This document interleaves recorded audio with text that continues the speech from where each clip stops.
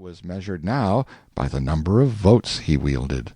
A man with only one vote was conspicuously respectful to his neighbor who possessed three, and if he was a man above the commonplace, he was as conspicuously energetic in his determination to acquire three for himself. This spirit of emulation invaded all ranks. Votes based upon capital were commonly called mortal votes, because they could be lost. Those based upon learning were called immortal, because they were permanent, and because of their customarily imperishable character they were naturally more valued than the other sort.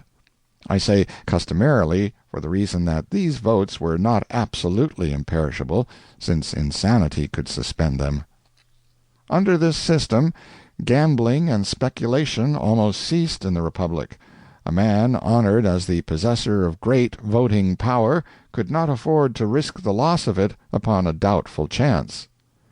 It was curious to observe the manners and customs which the enlargement plan produced. Walking the street with a friend one day, he delivered a careless bow to a passer-by, and then remarked that that person possessed only one vote and would probably never earn another. He was more respectful to the next acquaintance he met. He explained that this salute was a 4-vote bow. I tried to average the importance of the people he accosted after that by the nature of his bows, but my success was only partial, because of the somewhat greater homage paid to the immortals than to the mortals. My friend explained. He said there was no law to regulate this thing except that most powerful of all laws, custom. Custom had created these varying bows, and in time they had become easy and natural. At this moment he delivered himself of a very profound salute, and then said, "Now there's a man who began life as a shoemaker's apprentice, and without education. Now he swings 22 mortal votes and 2 immortal ones. He expects to pass a high school examination this year and climb a couple of votes higher among the immortals. Mighty valuable citizen."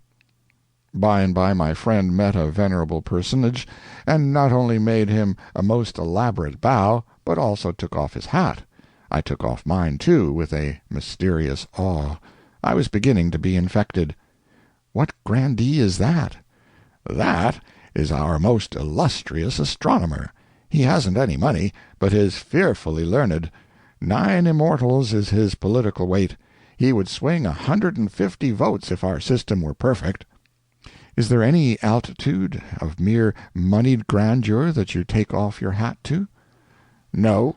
9 immortal votes is the only power we uncover for, that is, in civil life. Very great officials receive that mark of homage, of course." It was common to hear people admiringly mention men who had begun life on the lower levels and in time achieved great voting power. It was also common to hear youths planning a future of ever so many votes for themselves. I heard shrewd mammas speak of certain young men as good catches because they possessed such and such a number of votes. I knew of more than one case where an heiress was married to a youngster who had but one vote, the argument being that he was gifted with such excellent parts that in time he would acquire a good voting strength, and perhaps in the long run be able to outvote his wife, if he had luck. Competitive examinations were the rule, and in all official grades. I remarked that the questions asked the candidates were wild, intricate, and often required a sort of knowledge not needed in the office sought. "Can a fool or an ignoramus answer them?" asked the person I was talking with. "Certainly not." "Well, you will not find any fools or ignoramuses among our officials." I felt rather cornered, but made shift to say, "But these questions cover a good deal more ground than is necessary." "No matter. If candidates can answer these, it is tolerably fair evidence that they can answer nearly any other question you choose to ask them." There were some things in Gondour which one could not shut his eyes to. One was that ignorance and incompetence had no place in the government. Brains and property managed the state.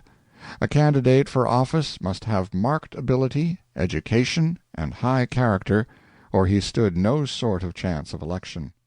If a hod carrier